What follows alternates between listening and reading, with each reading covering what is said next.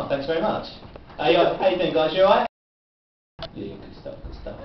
I want to start talking about wildlife, because I'm kind of fascinated by the animal kingdom, you know, how they communicate, how they reproduce, that kind of thing. I just find that kind of shit fascinating for some reason.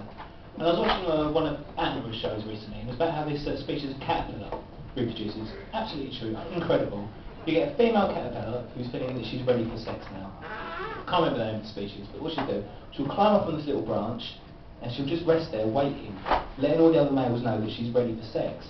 So you'll have another little male on the floor, looking up thinking, I'll have some of that. He'll go, well he does, well I'm assuming he thinks, I don't know, I've never chatted with him. But he must, for him to go up there and end, he must be thinking that's what I'm thinking. So he goes, well I don't know, he must, I suppose he must. So he crawls up there, goes to have a little go with her. A typical woman, she's giving him the tease. She'll then latch onto these branches thinking, you're not getting any of this, come on, fuck off, and won't have it. So he has to prove his strength to her, has to prove his fitness to her, and has to peel her off the branch to show that he's a strong male type. And the two of them then join up and have sex like that. Very odd, right? But then you'll get another little male chap thinking, actually she's a bit alright, and he'll go up there also, join in on the branch, and try and fight the other male off.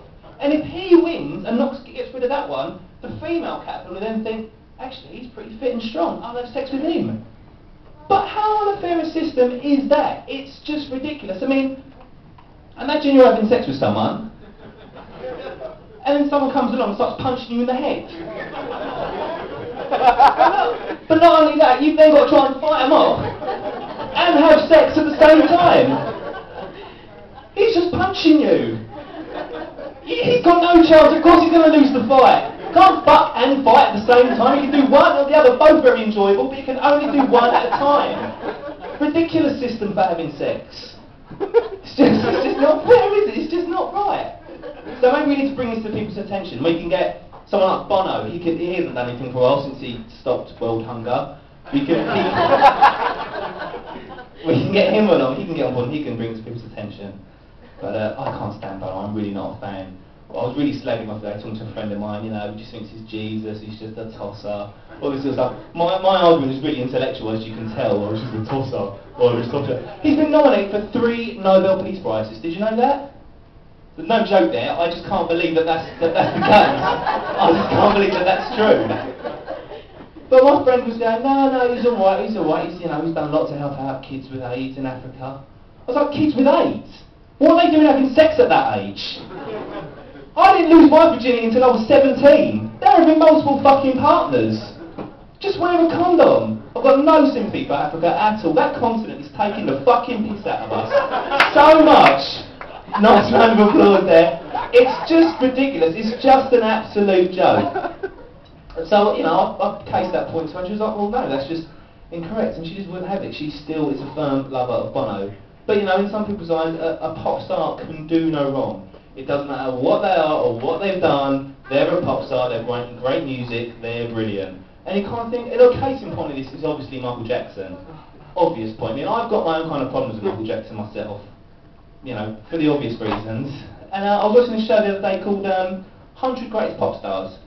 Michael Jackson was at the top, and Pete Orman was talking about him. And he was going, yeah, you know, when you're famous as a little kid, you're bound to be a little bit weird. Right, okay, well, go on Pete, what's the next bit? And he goes, and this is all true as well, he goes, what? I didn't put the punchline yet, you're going to fucking love it, it's brilliant. He goes, you know, no matter what he does in his private life, put it to one side, like he plays golf, or like Michael Jackson's a dance nut. Do you know what I mean? No, Michael Jackson likes to have sex with kids in his private life. Let's just not just put that to one side. Let's really focus on the bad things that Michael Jackson does. Do you know what I mean? But he goes, you know, put whatever he does in his private life, put it to one side. Musically, he's a genius, always has been, always will be. But no one would say that about anybody else, ever. Do you know what I mean? If someone had done something really awful in their private life, you wouldn't look at their profession to judge them. You judge them the awful things that they've done. Do you know what I mean? Like, I don't care how long you live or how far you travel, you're never going to hear someone go, well, Ian Huntley, great caretaker.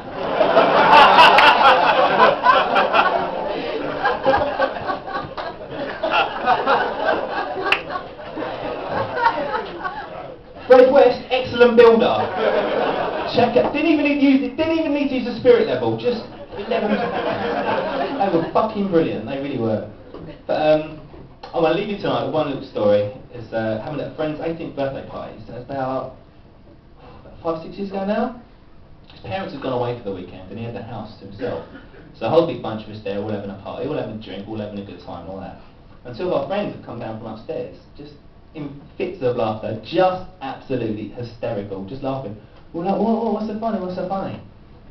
And he's gone, mate, because I've just shagged this bird upstairs, and he kind of needs to shag her as well, and she's just fucking laying up there, all waiting for it. She is loving it. So we've gone to our mate whose birthday it is, like, go on mate, 18th Sawyer-Road's gone. He's like, no, don't be soft, don't be soft. We go, no, go on, it'll be really funny, it'll be really funny. Oh, alright. Didn't take much to convince him. So we followed him up the stairs. We were like creeping up there. Who's that? Just gone.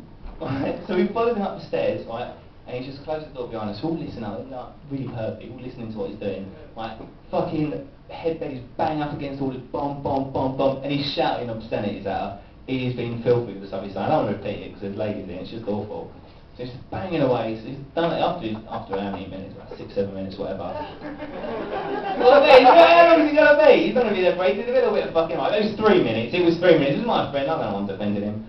So after he's done that, he's cleaned himself up and he's looking for his jeans. Can't find them anywhere. Turns the light on. It was his sister. Hey. True story. Because I did it. No, I didn't do it. Well, thanks very much, guys. You've been fantastic. You've laughed at everything I've said. It was funny, but, you know, thanks for doing it anyway.